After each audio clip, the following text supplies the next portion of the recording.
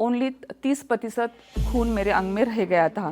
बड़े बड़े क्लॉट गिर रहे थे मेरे बच्चे के। हम कुछ भी गारंटी नहीं दे सकते, उसकी भी नहीं, उसकी माँ की भी नहीं दे सकते, आपकी वाइफ की, क्योंकि खून रुकने का नाम ही नहीं ले रहा है। अगर तुझे बच्चा नहीं हुआ तो हम दूसरी शादी कर डालेंगे हमारे लड़के की, और तू मैके चली जा। अब मुझे जीना था मेरे बच्चे के लिए। नमस्कार, मैं डॉक्टर शारदा निर्मल महांडुए। महाराष्ट्र में मैं अहमदनगर में दुर्वांकुर पंचकर्म तथा निसंतानता निवारण केंद्र और प्रणव हॉस्पिटल के माध्यम से 22 सालों से मरीजों की सेवा करती हूँ। जब मेरा एजुकेशन कंप्लीट हुआ तो मेरी शादी हो गई डॉक्टर प्रशांत के साथ। वो नाम के जैसे ही बहुत शांत थे, उनका नेचर बहुत शांत था। और मेरा मैके में संयुक्तिक परिवार है, बहुत सारे बहन भाई हमारे है। तो हम मतलब मैके में मुझे बहुत हंसने का, खेलने का और खुद की बात बताने का हमेशा मौका मिलता था। लेकिन ससुराल पूरा अलग था। घर पर पूरा मतलब डिसिप्लिन और स्ट्रिक्ट नेचर का पूरा माहौल था। कोई किसी के साथ ज़्यादा बात नहीं करता था। जो उनका बेटा था उसकी मैं इकलौती बहू, मतलब पत्नी थी, उनकी इकलौती बहू थी। तो मेरे से भी बहुत से कामों की उनकी अपेक्षाएं बढ़ने लगी घर वालों की। प्रेगनेंसी रहने के बाद जब मैं खाना पकाती थी तो मुझे ऐसे उल्टी और मतली जैसा होता था। वो लहसुन और प्याज की जो महक रहती है वो मेरे दिमाग में बैठ जाती थी, और मुझे मैंने ही बनाया हुआ खाना मैं खाती नहीं थी। और वैसे ही मैं हॉस्पिटल क्लिनिक के लिए निकल जाती थी। तो जैसे मैके में रहता है कि माँ पूछती है, बेटी तूने खाना क्यों नहीं खाया, आज क्या हुआ, तूने खा, ऐसा कोई मुझे पूछता भी नहीं था। और मुझे भी मतलब ये सब आदत हो गई थी कि अरे ये मेरे ज़िंदगी में, ये मेरे लाइफ में है तो ये मुझे एक्सेप्ट ही करना पड़ेगा। 8वें महीने में मुझे मतलब एक अघटित घटना मेरे साथ हो गई कि अचानक मैं क्लिनिक जा रही थी और मुझे अंग पे से ब्लीडिंग शुरू हो गया। ब्लीडिंग ऐसा था, मतलब मैं खुद डॉक्टर थी लेकिन मैंने मेरे ज़िंदगी में ऐसा ब्लीडिंग कभी देखा ही नहीं था। बड़े बड़े क्लॉट गिर रहे थे मेरे, और 10 मिनट में मतलब मेरे जो पति है वो क्लिनिक निकल गए थे शाम को, और 10 मिनट में पूरा रूम हमारा भर गया ब्लीडिंग की वजह से। उस टाइम मोबाइल फ़ोन भी नहीं थे, तो मैंने उनको फ़ोन लगाया। वो 10 मिनट में आने तक इतना ब्लीडिंग हो गया। तो मुझे हॉस्पिटल में जब वो लेके जा रहे थे, जब हॉस्पिटल लेके गए तो खून की जांच की तो ओनली 30% खून मेरे अंग में रह गया था। जाने के बाद वहाँ पे डॉक्टर ने जांच किया तो मेरा बीपी बहुत बढ़ गया था। मानसिक जो मुझे टेंशन था, खाना पीना मैं ठीक से खा नहीं रही थी, तो उस सब का वो मतलब असर गिरा था मेरे हेल्थ के ऊपर। और डॉक्टर ने 3 बोतल खून इमरजेंसी मुझे भरने के लिए मेरे हस्बैंड को बोला। तो वो मतलब ब्लड बैंक गए, वहाँ से 3 बोतल खून लेके आए, मुझे खून लगाया। एक तरह डॉक्टर लोग सब इलाज कर रहे थे, पर लेकिन वो खून रुकने का नाम ही नहीं ले रहा था। मेरे हस्बैंड की बहुत भागदौड़ हो रही थी, उनको और 2 बोतल खून लेने के लिए भेजा गया।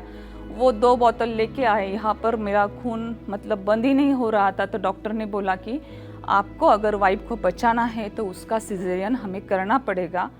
तो हस्बैंड बोले बच्चे का तो क्या, तो उन्हें बोला बच्चे के हम कुछ भी गारंटी नहीं दे सकते, उसकी भी नहीं, उसकी माँ की भी नहीं दे सकते, आपकी वाइफ की, क्योंकि खून रुकने का नाम ही नहीं ले रहा है। सिजेरियन के बाद भी ये रुकेगा कि नहीं पता नहीं है। तो उन्होंने वो 2 बोतल लेके आए। मेरी सासू माँ वहीं पे थी। उनको लग रहा था कि उनका एक लौती जो औलाद है, बेटा है, उसकी बहुत भाग दौड़ हो रही है, और हमारे बहू ने हमें टाइम पे नहीं बताया, इसलिए आज का दिन ये आ गया। उसके बाद मुझे एनेस्थीसिया दे दिया। बाद में मुझे पता नहीं, जब मैं नींद से उठ गई तो मुझे बताया गया है कि आपको एक बेटी हुई है और उसका वज़न 1200 ग्राम है, वो बहुत छोटी है, इसके लिए उसके पिता मतलब उसको वेंटिलेटर पर रखना पड़ेगा। और तब हमारे अहमदनगर में वेंटिलेटर नहीं था, इसलिए उसको पुणे शिफ्ट किया केईएम हॉस्पिटल में। और उसके साथ मेरे हस्बैंड मतलब मेरे बेटी के पिता प्रशांत और मेरे सास ससुर उधर गए केईएम में पुणे, और मेरे साथ मेरे माता पिताजी थे नगर के हॉस्पिटल में। चौथे दिन वहाँ से फ़ोन आ गया पुणे से कि बच्ची को, जो मेरी बेटी है, उसको दूध, ऊपर का दूध जो है मतलब वो हजम नहीं होता है, डाइजेस्ट नहीं हो रहा है, तो उसके माँ को बुला लो उधर। मेरी तबीयत बहुत मतलब इतना वीकनेस था कि मैं चल नहीं पा रही थी चौथे दिन, बहुत खून कम होने की वजह से। वैसे ही हालत में मुझे कार में पूना लेके गए। ऐसे लग रहा था कि आज मौका है, मैं मेरी बच्ची को देखूंगी, वो कैसी रहेगी, उसकी आंखें अच्छी रहेंगी, वो गोरी कलर में गोरी रहेंगी या उसकी सेहत बहुत अच्छी रहेगी। हम मतलब जब से शादी होती है, जैसे हमें मतलब प्रेगनेंसी रह जाती है, उसके बाद हम बच्चे का हमेशा सोचते ही है कौन सी भी माँ। तो मैं अंदर गई NICU में, और वहाँ पे एक सिस्टर मतलब एक छोटे बच्चे को नाक से दूध पिला रही थी। वो फीडिंग ट्यूब डाला हुआ था उसको, और वो दूध पिला रही थी। और मुझे बताया गया कि ये आपकी लड़की है, आपका बच्चा है ये। थोड़ी देर मुझे कुछ मतलब समझ में ही नहीं आ रहा था, ऐसे कैसे रहेगा मेरी बेटी, ऐसे कैसे रहेगी। मैं खुद डॉक्टर हूँ, मेरे यहाँ पे 3-3.5 किलो के बच्चे होते हैं, और इतना छोटा कैसा मेरा बच्चा है। वो बहुत रो रही थी, मतलब जोर जोर से चिल्ला रही थी, रो रही थी। जब मुझे समझ में आ गया तो मैंने उसको ऐसे उठा लिया और उसको सीने से लगा लिया। जैसे ही मैंने उसको सीने से लगाया, उसी टाइम उसका रोना बंद हो गया।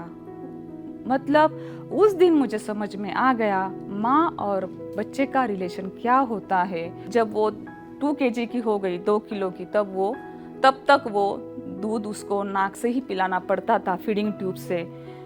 2 किलो की होने के बाद मैं मतलब ससुराल आ गई, फिर मैके से फिर ससुराल आ गई।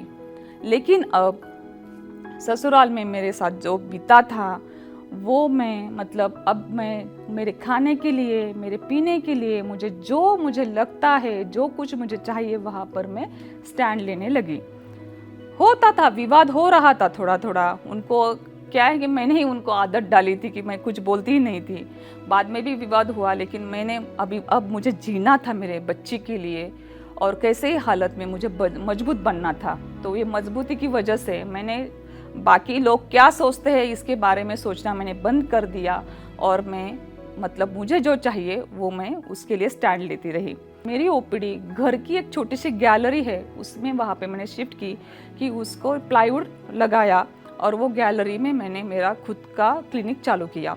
जो मेरे पे बीती थी ना, तो मेरा बात करने का तरीका बहुत बदल गया था। मतलब मैं प्यार से बात करने लगी थी पेशेंट से, बहुत उनको समझाती थी कि खाली आयरन और कैल्शियम की दवा खाकर और डॉक्टर को एक बार महीने में मिलकर कुछ भी हासिल नहीं होगा। खाली आपका आयरन और कैल्शियम ठीक रहेगा, लेकिन बच्चे की ग्रोथ के लिए, आपके हार्मोन्स अच्छे रहने के लिए, बच्चे का एबॉर्शन न होने के लिए, नहीं तो प्री मैच्योर डिलीवरी न होने के लिए आपको आयुर्वेदिक दवाइयों का सहारा लेना पड़ेगा। तो लोगों को ये बात पसंद आने लगी। जो मेरी घर में घुटन सी मुझे होती थी, वो मैं लिखकर बताने लगी। तो मेरे 4 साल में 6 बुक्स मेरे पब्लिश हो गए। और एक हमारे समाज में तकलीफ है जो कि निसंतानता। ऐसे ही रात हो गई थी, एक शैला नाम की महिला रात को आ गई थी। मुझे हॉस्पिटल से फ़ोन आ गया कि मैडम एक इमरजेंसी पेशेंट है, आप नीचे आ जाइए। तो मैंने बोला क्या हुआ? तो बहुत उसके पति ने उसको मारा है। जब मैं नीचे गई तो उसको सर को बहुत लगा था, उसके दांत ओठों में घुस गए थे। तो वो देखकर मुझे बहुत ऐसे कुछ तो भी अंदर से लगा कि अरे क्या है। मैंने पूछा क्या हुआ शैला? तो उसने बताया कि मैडम आपको तो पता है मेरा पति शराबी है, वो बहुत शराब पीता है और बार बार बोलता है, और मेरी सासू भी बोलती है कि तुझे बच्चा नहीं हो रहा है, उसके लिए वो शराब पीता है।